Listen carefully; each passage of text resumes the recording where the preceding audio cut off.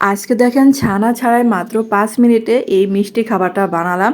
আর এটার ছিল ভিতরে পুর ভরা। এত মজার, মুখে দিলে মনে হবে যে মিলিয়ে যাবে। আসসালামু আলাইকুম সবাইকে। আর এটা তো বাচ্চারা কাড়াকাড়ি করে খাবে, কারণ তারা অনেক পছন্দ করেছিল। আর ভিতরে পুরটা তৈরি করছে দেখেন। এখানে ২ কাপ জাল করা দুধ দিয়ে দিলাম। তারপর হচ্ছে এখানে হাফ কাপের একটু কম আর কি, ২ টেবিল চামচের মতো হবে। এখানে আমি গুঁড়া দুধ দিলাম, চিনি দিলাম হাফ কাপের একটু কম, তারপর হচ্ছে লবণ দিলাম স্বাদ মতো। আর এখানে ২ চা চামচের মতো এখানে কাস্টার্ড পাউডার দিয়ে দিলাম।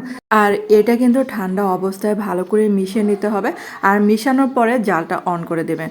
আর এটা কিন্তু অনবরত নাড়তে হবে। চুলার কাছ থেকে সরে পড়লে কিন্তু এটা নিজেদের দলা পেকে যাবে, একদম জমাট বেঁধে যাবে। আর দেখেন ননস্টপ নাড়তে নাড়তে এরকম ঘন থকথকে একটা, দেখেন এই যে কেমন হবে আপনারা দেখে বুঝতে পারছেন।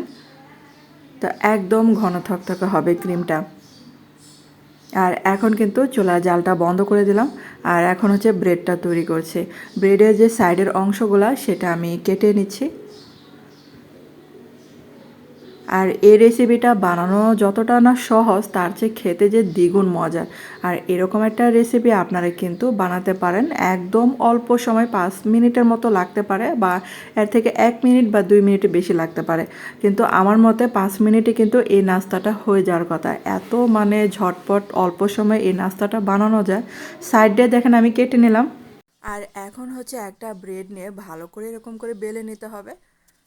আর সবগুলোই কিন্তু সেমভাবে এরকম করে বেলে নেব আমি। আর আপনাদের কাছে ছোট্ট একটা রিকোয়েস্টে, যারা আমার চ্যানেল আজ প্রথম ভিডিও দেখছেন কিন্তু চ্যানেলটাকে সাবস্ক্রাইব করতে ভুলে গেছেন, প্লিজ তাদের কাছে অনুরোধ রইল চ্যানেলটাকে সাবস্ক্রাইব করে আমার পাশে থাকতে পারেন। আর এখন দেখেন একটা ব্রেড নিয়ে ভিতরে কাস্টার্ডের পুরটা দিয়ে দিলাম। আর বাচ্চারা দেখবেন যে এরকম পুর খেতে অনেক পছন্দ করে, তারা তাই এমনিতে এই পুর দিলে খেয়ে ফেলে। আর এরকম একটা নাস্তা পেলে তো কথাই নেই। আর এই নাস্তাটা বড় থেকে ছোট সবাই কিন্তু খেয়ে অনেক প্রশংসা করবে। আর এটা কিন্তু বানাতেও অনেক সহজ। অল্প সময়ে এই নাস্তাটা কিন্তু সহজে বানানো যায়। যদি দেখেন যে মেহমান আসতেছে, তখন কি করবেন, হুটহাট করে এরকম একটা নাস্তা কিন্তু বানিয়ে ফেলতে পারেন। আর উপর দিয়ে দিয়ে দিচ্ছি জাল করা গরুর দুধ। আর এই দুধটা কিন্তু একটু ঠান্ডা করে দিতে হবে, গরম অবস্থায় দিলে আবার বেশি নেতিয়ে যাবে, এতটা ভালো লাগবে না।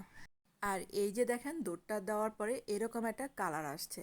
আর দেখে মনে হচ্ছে না ছানা তৈরি কোনো মিষ্টি। আর এত লোভনীয় হয়েছিল। আর উপর দিয়ে দিয়ে দিলাম কিছুটা শুকনো নারিকেল কোরানো। আর এটা হচ্ছে একদমই অপশনাল, আপনারা চাইলে এখানে নাও দিতে পারেন। আর যদি মানে এটা দিতে না চান, তাহলে যে কোনো ড্রাই ফ্রুটস এখানে কুচিয়ে দিতে পারেন, বা বাদাম কুচিয়ে দিতে পারেন এখানে। তো হয়ে গেল কিন্তু ঝটপট এই মিষ্টির রেসিপি। আর আপনাদের কাছে বন্ধুরা কেমন লেগেছে আমার এই রেসিপিটা, অবশ্যই কিন্তু আমাকে কমেন্ট করে জানাতে পারেন। আর এই যে দেখেন কতটা যে সফট হয়েছিল, মনে হবে মুখে দিতে মিলিয়ে যাচ্ছে। আর ভিতরে ছিল ক্রিমের ঠাসা।